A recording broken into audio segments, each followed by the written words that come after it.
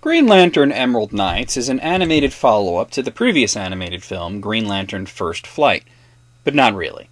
It has a similar look and animation style, but it doesn't fit in continuity with the previous film and has a completely new voice cast.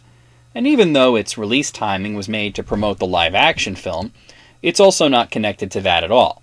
Essentially what we have here is an anthology series tied together by a story. The Green Lanterns get a report that one of their own was killed near the sun that Oa orbits, and the Guardians announce that this is a sign that the evil Guardian Krona is going to be returning. They plan to abandon Oa and put everything elsewhere so that Krona can't destroy anything important, and then they wait patiently to battle him. The main story, however, focuses on Aricia, a young Green Lantern, and the stories that are told to her by Hal Jordan and Sinestro. Essentially, it's sort of a Tales from the Green Lantern Corps anthology story.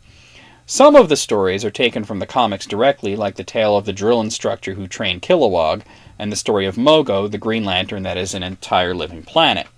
Others, like the origin of Lyra, seem tailor-made for the film. The animation is top-notch and it has good action, and a nice wide variety of scenes showing the evolution of the Corps. Some of it doesn't make a whole lot of sense, but it's all told rather well.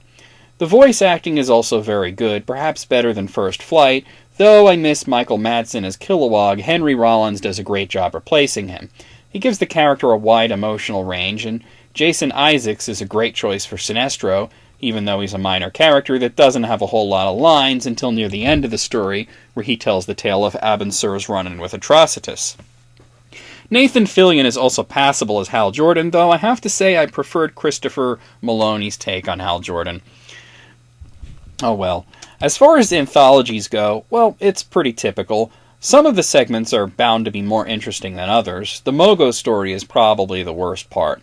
It really only works as a comic, and only if you don't already know who Mogo is. And if you're watching this, you're probably a Green Lantern fan, and you almost certainly know who Mogo is. I also think that Lyra's story seems like it was co-opted from somewhere else. It's fraught with familial tension, but it seems like it's a story designed for some other character and adapted to Lyra because they wanted to use her. The best segment, there's two of them that are really good. The Kilowog segment and the Abin Sur segment. The former of which has great tension and is an excellent adaptation of that story, and the latter hints at things to come, such as the Sinestro Corps and the Red Lanterns, though we don't really see any of that here. Overall, this is a pretty entertaining watch, but is probably for fans only. First Flight was a great introduction to the character, and the live-action movie is flawed, but it has its charms.